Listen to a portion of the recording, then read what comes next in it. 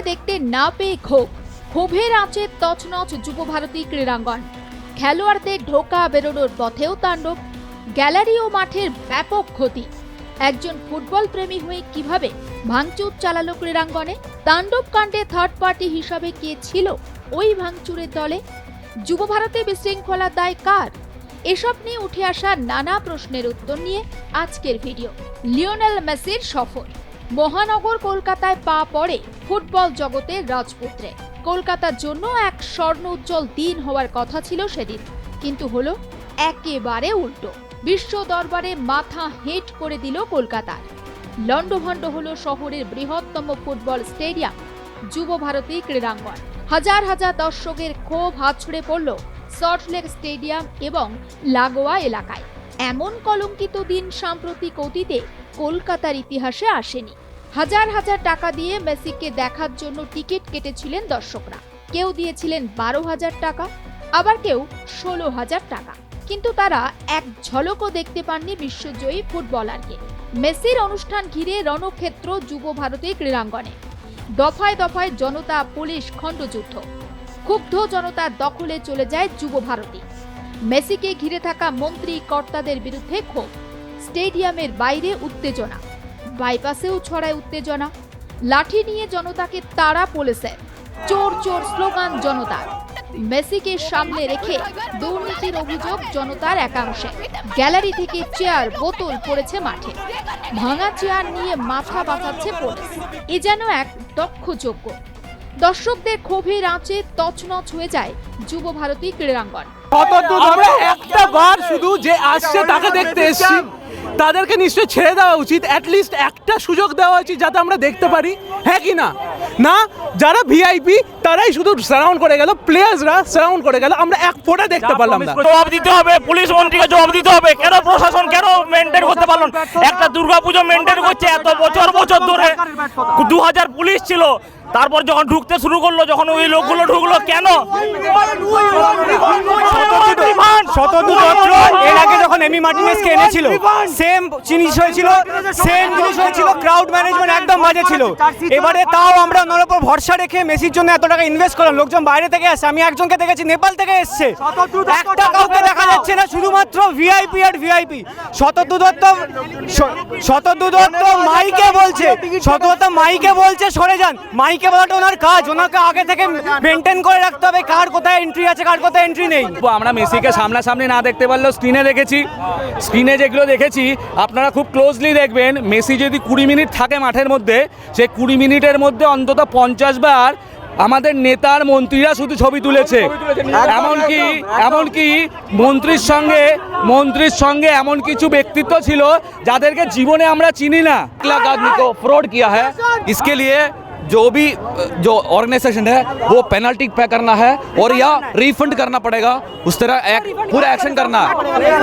এইটা আজকে দেখিয়ে দিল আজকের ডেটে আইএসএল আবার কেন বন্ধ হয়েছে। আর ইন্ডিয়ান ফুটবলের এই কালচার, এই অবস্থা ইন্ডিয়ান ফুটবলের এই কারণে বাঙালির আর ফুটবলের যে আবেগ আমাদের বাঙালির, সেটাকে নিয়ে ছিলিমিলি খেলেছে, আর কিচ্ছু না।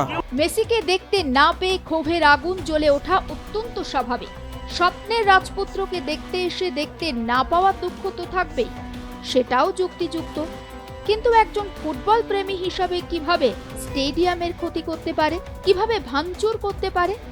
শুনুন কি বলছেন এই দর্শক। না, মাঠের ক্ষতি হোক, আমরা চাই না এরকম সিট ভেঙে, কারণ আমরা রোজ খেলা দেখতে আসি, চাই না মাঠের কোনো ক্ষতি হোক। কিন্তু এই ধরনের স্ক্যাম উনি কি করে করতে পারলেন? উনি তার মানে রিসার্চ অ্যান্ড ডেভেলপমেন্টে কিচ্ছু জানেন না। উনি শুধু মেসিকে এনে শেষ সব ছেড়ে দিয়েছে এই সরকারের ওপরে। এরা কিরকম আমরা সবাই জানি। সত্যিই তো, মেসিকে দেখতে 13 তারিখে যারা স্টেডিয়ামে গিয়েছিলেন তারা তো ফুটবলকে ভালোবাসেন। তাই তো স্বপ্নের রাজপুত্রকে এক ঝলক দেখারই ইচ্ছে। তাহলে যুবভারতীতে এই ভাঙচুর, তছনছ ক্রীড়াঙ্গন, এর পিছনে কারা চালালো ভাঙচুর? একই প্রশ্ন তুললেন বিরোধী দলনেতা শুভেন্দু অধিকারীও। তাই মমতা ব্যানার্জি তৈরি করা তার পাড়ার লোককে দিয়ে যে কমিটি তিনি বানিয়েছেন, কমিটি পশ্চিমবঙ্গের মানুষ মানে না, আমরা মানি না। যারা কালকে চিটেড হয়েছে, প্রতারিত হয়েছে, সেই আমাদের পশ্চিমবঙ্গের যুব সমাজ মানে না, ক্রীড়া মোদিরা মানে না। আমরা ইন্ডিপেন্ডেন্ট সিটিং জাজ বা কোর্ট মনিটরিং তদন্ত দাবি করি। এটা হচ্ছে এফআইআর এর কপি গতকালের, এবং এই এফআইআরটা রাজীব কুমার মমতা ব্যানার্জির নির্দেশে শেষ করে দিয়েছে।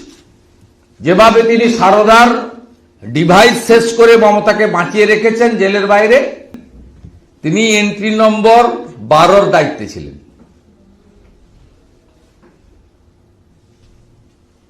এই কেস আলটিমেটলি তো টিকবে না। একদম সংগঠিতভাবে এটা করা হয়েছে,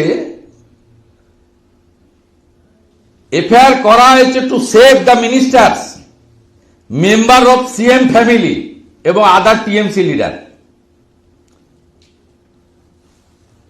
একটা ন্যারেটিভ করা হয়েছে এন্ট্রি নম্বর 12-তে যে অর্গানাইজার এবং সিআরপিএফ কে এফআইআর এ দায়ী করা হয়েছে। এই নিশ্চয়ই তৃণমূলের কেউ ভোট লুট করে, দত্তাবাদ লেক টাউনে ভোট লুট করে। এই যে এরও তদন্ত হওয়া দরকার। এই লোকটাকে ডেকে জিজ্ঞেস করা উচিত যে তোমাকে কে পাঠিয়েছে, তুমি যে বিতরণ করছো তোমার ঠিকাদারিটা কে নিয়েছে। এবং হ্যাঁ, এটা শুধুমাত্র আপনি যদি বলেন শুধুমাত্র ক্রাউড ম্যানেজমেন্ট করা যায়নি বা সেলফি তোলা শাসক ঘনিষ্ঠ মুখ্যমন্ত্রীর পরিবার, এটা বিষয় না, এর পিছনে ভীষণ বাণিজ্য এবং অর্থকরী বিষয় ছিল। শনিবারে চলা তাণ্ডবের ছবি রবিবারেও স্পষ্ট যুবভারতী ক্রীড়াঙ্গন জুড়ে। সল্টলেকে যুবভারতী ক্রীড়াঙ্গনে রবিবার সকাল সকাল পৌঁছে যান মুখ্য সচিব মনোজ পন্থ, সঙ্গে ছিলেন স্বরাষ্ট্র সচিব নন্দিনী চক্রবর্তীও। ঘটনাস্থল সরেজমিনে ঘুরে দেখেন তারা। যুবভারতীতে যান রাজ্যপাল সিভি আনন্দ বোস, ঘটনাস্থল সরেজমিনে ঘুরে দেখেন তিনিও। এর আগে শনিবারও সন্ধ্যায় একবার যুবভারতীতে গিয়েছিলেন রাজ্যপাল। দরজা বন্ধ থাকায় তাকে ফিরে যেতে হয়। You see, the steps to be taken. Number one, a judicial inquiry into the matter. This I had pointed out immediately after the incident took place. Number two, arrest of the organizers, not the organizers. Number three, refund the ticket money paid by the public. Number four, immediately freeze the account of the organizer. Number five, there should be, that is for the future, there should be a standard operating procedure for congregation management in every city, particularly in Kolkata.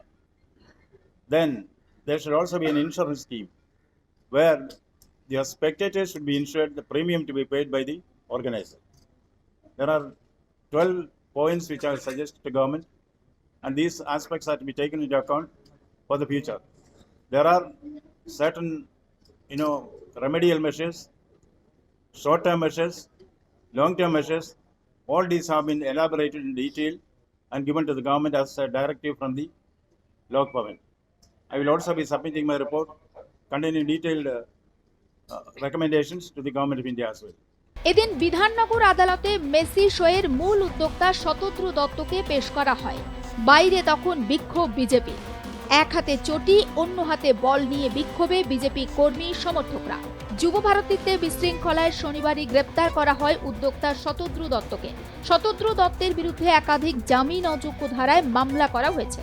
রবিবার বিধাননগর মহকুমা আদালতে তোলা হলে তাকে 14 দিনের police হেফাজতের নির্দেশ দিয়েছেন বিচারক। শতদ্রু দত্তের আইনজীবী বলেন, তার মক্কেলকে এই মামলায় অন্যায়ভাবে অপরাধী করা হচ্ছে। তিনি ইভেন্ট ম্যানেজার, তিনি কেন দায়বদ্ধ হবেন?